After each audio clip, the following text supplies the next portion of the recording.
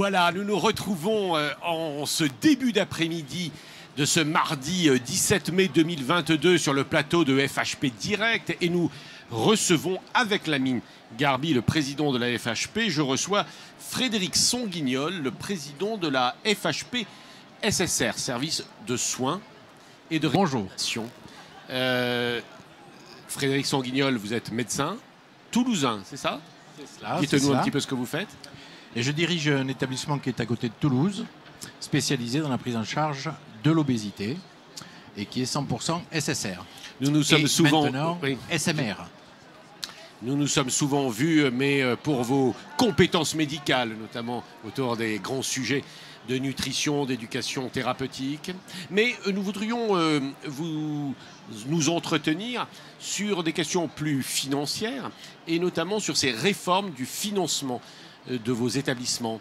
Alors c'est un grand chantier et on va essayer d'être un tout petit peu pédagogique. Alors on va peut-être pas rentrer dans les détails des détails, mais en revanche il faudrait que nous arrivions à comprendre quels sont les enjeux, notamment de classification, de tarification, de financement, tous ces sujets qui sont évidemment des sujets essentiels, notamment pour vos établissements privés très engagés dans les services de soins, c'est cela, et de réadaptation. Brossez-nous là, donnez-nous quelques repères sur la situation générale, complétée peut-être par Lamine. Alors, tout d'abord, il faut savoir que des réformes dans le secteur des SSR, on en a eu un certain nombre sur les 30 dernières années. Mais il y a eu aussi quand même une espèce de difficulté à trouver la façon de faire ces réformes. Parce qu'en fait, vous avez deux secteurs. Un secteur qui est financé 100% à l'activité, comme c'est le cas aujourd'hui du secteur privé, et un secteur, le secteur public, et une partie du secteur associatif, qui est financé à 100% par la dotation globale. Donc la dernière idée qui est ressortie, c'est l'idée de mettre tout le monde sur le même pied d'égalité, c'est-à-dire 50% de tarification à l'activité, 50% de tarification à la dotation. Bon, ça c'est la première étape. Je dois dire que cette étape de nous faire passer de 100% à l'activité à seulement 50% et puis créer une dotation pour faire cela, c'est pas un souhait que nous avions au départ. Comme ça, sur le papier, ça paraît pas une mauvaise idée, non? Ça paraît pas une mauvaise idée, mais vous allez voir la complexité du modèle qui a été imaginé. Donc, on va y aller pas à pas. Hein, on va y aller pas à pas, pas de problème. Donc, qu'est-ce qui s'est passé? Finalement, on a 4 réformes qui sont en cours. Une réforme sur les autorisations. C'est une réforme que nous avons travaillée pendant 2 ans avec le ministère, où la concertation n'a pas posé de problème. Nous avons avancé. Cette réforme des autorisations est en cours.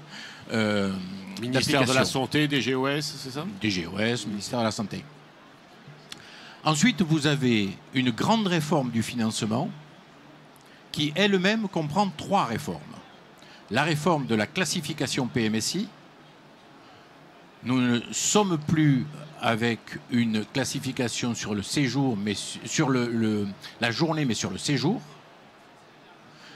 Un peu à l'image de ce qui s'est passé dans le MCO. Une réforme de la tarification et une réforme du ticket modérateur. Donc voilà, on a ces 4 réformes à gérer. Alors, et ça fait maintenant 3 ans, 4 ans qu'on travaille à la mise en place de ces 4 réformes. Le Covid est venu en 2020, bien sûr, repousser ces réformes. Et en 2021, je dirais que c'est l'impréparation de la réforme, notamment tarifaire, qui a fait qu'elle a été repoussée d'une année supplémentaire. Oui, moi, j'ai été très frappé parce que je connais ces enjeux globalement, et sans être entré dans les détails, mais quand je m'y suis penché, j'ai été assez frappé par l'ampleur de la réforme. Et peut-être d'ailleurs, je ne sais pas si je vais vous fâcher, mais peut-être que sur les principes, j'y voyais bien une certaine logique. Mais faire une réforme des SSR était nécessaire. D'accord. Je vais laisser la parole à Lamine. Pour essayer d'y aller pas à pas et puis voir ce qui va et ce qui ne va pas, quoi. Non, déjà, quand je suis à côté de Frédéric, de par son métier et sa fonction, j'essaie de me tenir droit, de rentrer mon ventre pour ne pas être son patient. Bon, c'est ce que je crains par-dessus tout, c'est qu'un jour ils me prennent dans un établissement et que je suis obligé de faire une cure d'austérité. Il n'est pas cadavérique non plus. Non, même. il faut montrer la bien-portance. Hein, c'est important. Il faut comprendre ce que ressentent nos patients. Exactement, cher docteur. Non, Frédéric est en train de vivre ce que j'ai vécu au MCO, c'est-à-dire une réforme avec plein d'espoir. Plein d'espoir, qui est de dire on va enfin avoir le même tarif que l'hôpital public. Ce qui n'est pas le cas du tout aujourd'hui. Il y a des écarts de 40-50%. Malheureusement, et c'est un peu ce qui nous soucie aujourd'hui, c'est qu'il risque d'y avoir deux tarifs différents. Un tarif médical, c'est-à-dire que la prise en charge d'un patient ne sera pas la même dans le public et dans le privé, et surtout un tarif différent en euros. Donc on est plutôt inquiet. Et c'est vrai que Frédéric porte la parole du SMR fortement, et c'est parfait, parce qu'à un moment donné, il faut se faire entendre par cette volonté de réforme qui, en fait, n'aboutit pas. Nous sommes au mois de mai, on aurait dû avoir, et Frédéric va en parler, ce qu'on appelle les simulations, parce qu'on est tous pour une réforme, sauf que lorsque l'impact fait perdre 30 à 40% de ressources à un établissement hautement spécialisé, on se dit qu'on passe à côté. Et que cette réforme n'a plus de sens. Et on cherche le sens de la réforme. Alors, quelle est la part de l'impréparation, disons les choses comme ça, du Covid, donc une situation sanitaire complexe qui a fait prendre du retard peut-être à la fois aux administrations et à la fois peut-être aux établissements d'ailleurs également. Et puis la part de peut-être des erreurs d'appréciation, vous dites manque de simulation ou d'évaluation, enfin, essayez de nous expliquer d'abord ces enjeux-là, puis on va aller vraiment dans le détail, si possible. En fait, cette réforme est attendue par la majorité de nos adhérents. Mais cette réforme, elle est partie sur des principes de base, et notamment ce qu'on appelle la dotation populationnelle, qui va fixer les revenus des établissements par rapport à leur historique. Et le fait de fixer les revenus d'un établissement par rapport à l'historique eh bien, est assez incompréhensible pour nous qui sommes des établissements privés et qui sommes rémunérés aujourd'hui à l'activité. On ne travaille pas, on n'est pas payé, on travaille, on est payé. C'est aussi simple que ça. Donc l'introduction de cette dotation populationnelle, finalement, est arrivée et on a du mal à comprendre le pourquoi de cette dotation populationnelle, puisque ce qui ressort des travaux qui sont menés, c'est qu'elle joue un rôle de planification et de régulation qui est aujourd'hui le rôle des ARS. Donc pourquoi mettre une deuxième couche au niveau de cette réforme sur quelque chose qui est déjà de l'ordre des régions et des ARS? Il faut que vous me convainquiez là-dessus. Oui. Parce que tout à l'heure, j'ai interrogé le président de la Fédération de l'hospitalisation privée, je crois que c'était avec Bernard Jaumier. Vous aviez l'air de défendre les dotations populationnelles, enfin pas d'être hostile à ça. Le principe d'une tarification mixte passe par une dotation populationnelle. On le voit sur les urgences. On y est habitué parce qu'on a un socle de base. Sauf que cette dotation populationnelle doit être relativement modeste au départ et surtout on doit évaluer les conséquences. Mais territoire par territoire et au-delà du territoire, c'est établissement par établissement. Parce que si un établissement est impacté à hauteur de 30%, bien sûr, pendant 3 ans, il aura une garantie de financement et d'iso-budget, c'est-à-dire qu'il va avoir son budget garanti. Mais que va-t-il se passer au bout de 3 ans? Il va se passer ce qui s'est passé dans l'MCO, disparition d'établissements. Disparition des établissements qui étaient à l'époque, entre Alors, guillemets... Ce que nous dit Frédéric Sanguignol, pour bien comprendre, c'est qu'en fait, on va utiliser le phénomène du financement pour réguler l'offre de soins, c'est ça ce que vous voulez dire? Oui, exactement. C'est la dotation populationnelle, elle va avoir ce rôle-là. Mais on va donner à des régions qui n'ont pas assez d'établissements SSR les moyens d'en créer, alors que ça, c'est le rôle des ARS. Oui, mais pour vous chercher un peu, ça peut être aussi un avantage. Parce que finalement, je suis un établissement dans une région très dure, défavorisée, pénible. Non, mais le seul avantage, c'est qu'il y ait une équité entre les secteurs. On ne demande que ça, l'équité entre le public et le privé. Ce sont les mêmes patients que nous recevons, que Frédéric reçoit dans ces établissements, qui viennent du public ou du privé. Ce sont les mêmes patients. il n'y a pas débat sur la lourdeur, on a les mêmes patients. Donc je ne vois pas pourquoi il y aurait deux tarifs différents. Je ne vois pas pourquoi il y aurait des pondérations médicales entre le public et le privé. C'est-à-dire, je prends un exemple, mais tu vas en parler de la pondération médicale parce que c'est ta partie et surtout tu es médecin. Donc il y a une équité qu'on doit trouver et on ne l'a pas à ce jour. Donc on est inquiet et lorsqu'on est inquiet, qu'est-ce qui se passe? Il y a un vent de fronde parmi les adhérents, un vent d'inquiétude et ce vent de fronde, nous sommes en République, se traduit par des contestations juridiques. On en est là. En fait, aujourd'hui, on a 3 types de difficultés avec cette réforme. On a des difficultés au niveau de la méthode et de la concertation. On a des difficultés sur les éléments tarifaires. Et on a des difficultés sur la mise en route opérationnelle de cette réforme. Alors, sur les difficultés concernant les méthodes, Lamine l'a dit, ça fait 9 mois, peut-être 12, qu'on nous promet des simulations, c'est-à-dire qu'est-ce qui va se passer pour chaque établissement si l'on applique cette réforme. Ces simulations sont reportées de semaine en semaine, de mois en mois, depuis plus de 9 mois. C'est assez compliqué si vous voulez, de se projeter quand vous ne savez pas ce qui va se passer et quand vous avez une enveloppe fermée qui fait que obligatoirement les établissements hyper spécialisés vont perdre les moyens de fonctionner pour les donner à ceux qui sont peu spécialisés. Donc déjà, il y a ce problème-là. Donc pas de simulation, donc aucune visibilité, et notamment sur les comités d'allocation des ressources en région, un flou assez faramineux sur des coefficients qu'on nous propose semaine après semaine ou mois après mois, comme les coefficients Ségur, les coefficients d'allègement de charges, enfin, tous ces éléments qui vont être dans la construction de la nouvelle tarification de chaque établissement.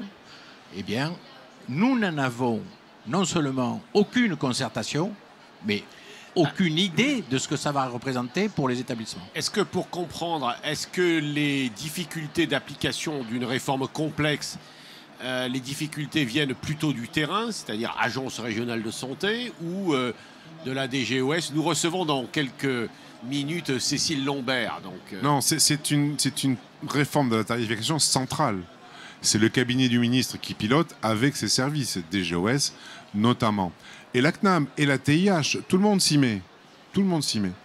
Et aujourd'hui, on est dans un flou. Bien sûr, il y a le flou politique, il y a un changement de cabinet, un changement ou une continuité du ministre, on ne sait pas aujourd'hui. Mais rien ne se passe. Rien ne se passe et on doit basculer au 1er janvier 2023. On doit basculer. Donc mettez-vous à la place de l'établissement qui peut-être va perdre 30% de ses revenus. Peut-être, voire 40%. Donc ce n'est pas acceptable d'avoir ce flou aujourd'hui. Alors on peut peut-être se dire qu'on va attendre la nomination d'un nouveau ministre et qu'il va reprendre ce chantier et l'amodier. Et il n'aura pas beaucoup de temps parce qu'il y a des voies de recours qui sont liées à la publication du décret en Conseil d'État. On a quelques petites semaines pour se positionner, pour qu'il se positionne. Il se positionne. Et si on n'a pas d'engagement fort, je pense que nous ferons valoir nos droits. Je pense que nous ferons valoir nos droits parce qu'on ne peut pas accepter la disparition de certains établissements sur les territoires. Et comme le disait le président Sanguignol, ce sont souvent les plus spécialisés qui ont des plateaux techniques les plus lourds et qui ne pourront plus prendre en charge ces patients. Le privé représente quoi dans le SSR? J'appelle SSR. Alors le SSR représente un tiers de l'activité SSR privé, représente un tiers de l'activité, c'est à peu près un tiers. Hein, et puis, il fonctionne, donc il représente 33% de l'activité avec 25% des ressources.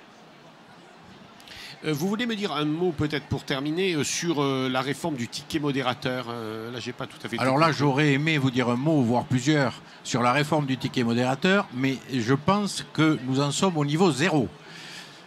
Donc, à quelques mois de l'application de cette réforme, évidemment, nous demandons le report pur et simple de cette réforme du ticket modérateur qui, aujourd'hui, reste C'était quoi le dans principe? un flou C'était total. quoi le principe, Frédéric Sanguignol? Le principe, c'était, aujourd'hui, si vous voulez, vous avez un tarif pour le séjour du patient et le ticket modérateur représentait 20% de ce tarif.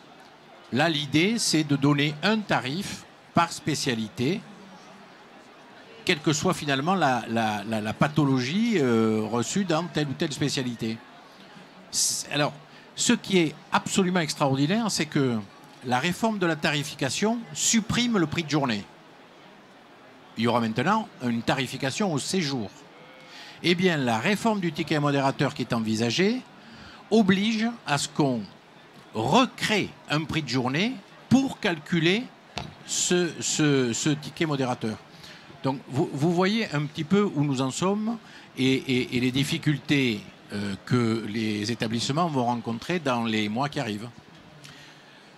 C'est un peu Kafka, oui, tout ça. Je vois M. Morel complètement ahuri par cette réforme et cette complexité de la chose. Et il se dit, mais c'est un monde de fous. Je souhaitais avoir, comme disait le général, venir avec des idées simples dans un monde compliqué. Je vois que c'est effectivement assez complexe, mais que, comme disait un de vos prédécesseurs, enfin c'est une formule, le diable est toujours dans les détails. Non, je pense, si on veut avoir une discussion simple, je pense que je comprends très bien, mais vous avez l'air d'être assez d'accord, les principes d'une réforme de ce type, c'est-à-dire finalement qu'il y ait une possibilité de comparaison, prix forfait plutôt que activité, bon tout ça s'explique, d'autant que le principe du financement par l'activité sur des structures qui prennent en charge des malades chroniques, tout ça on le conçoit bien. Non, ce que je comprends également, et on vous écoute, et on entend, c'est-à-dire qu'en fait, il y a un problème d'application qui est lié peut-être à un environnement ou à de mauvaises bases de travail. Voilà, enfin, je vois un grand chantier. Et heureusement que nous sommes d'accord, parce que nous sommes ensemble. Et je ne suis que le porte-parole des syndicats de spécialité. Voilà, je suis là pour porter la voix, même si, bien évidemment, je suis acteur du SMR, mais voilà, je porte la voix et des difficultés des adhérents que tu représentes de la spécialité. Et le temps est complexe aujourd'hui, et surtout anxiogène, et on n'en a pas besoin de rajouter de l'anxiété en post-Covid, et puis bien sûr avec l'inflation, on en a parlé ce matin, qui est une de nos sources de préoccupation, parce qu'aujourd'hui, on ne peut pas absorber 5% d'inflation. Moi, je vous propose de reprendre ce débat quand on aura un nouveau ministre de la Santé, au mois de juin. Voilà, au mois de juin pour ton congrès. Voilà, et qui confirmera notamment une DGOS rénovée, enfin, etc. Nous recevons Cécile Lombert dans quelques instants, mais on va parler d'Europe, donc on ne va pas changer notre sujet. Mais en revanche, effectivement, c'est un sujet compliqué. Il y a beaucoup de réformes qui disparaissent ou qui, en tout cas, ne réussissent pas parce qu'il y a une mauvaise application. Ce ne serait pas la première fois. On est d'accord ? Quand c'est complexe à ce point et qu'on n'en voit pas l'intérêt médical, il est tellement diffus et lointain qu'on se dit que cette réforme n'est peut-être pas forcément adéquate aujourd'hui, qui prend le temps de la réflexion et de bâtir avec le président Saint-Guignol une réforme vraiment médicale. Et puis malheureusement, nous avons l'exemple du secteur de psychiatrie, qui lui s'est lancé dans la réforme au 1er janvier 2022 et qui rencontre les difficultés qu'ils avaient prévues et dont je viens de vous donner la liste. C'est absolument incroyable, mais aujourd'hui, aucun établissement de psychiatrie n'est encore capable de facturer les séjours. Donc, eh bien, on leur donne une dotation pour éviter qu'ils mettent la clé sous la porte. Eh bien, nous n'avons pas envie de ça en SSR.